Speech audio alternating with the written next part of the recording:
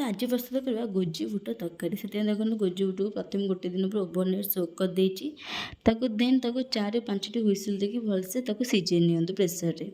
देखो ये पियाज टमाटो अदा रसुण जीरा गुजराती डालचीनी नहीं बटाइवाई।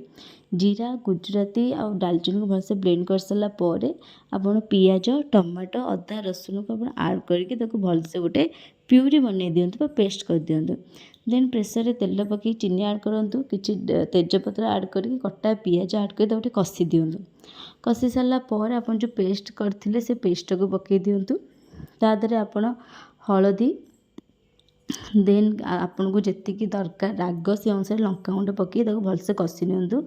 भलसे कषि जो पर्यटन तेल छाड़नी कषि सारापर ये देखो मुझे गोटे चमच चिकेन मसला आड करी आलू को फाड़ कर काटिकी आड करूँ।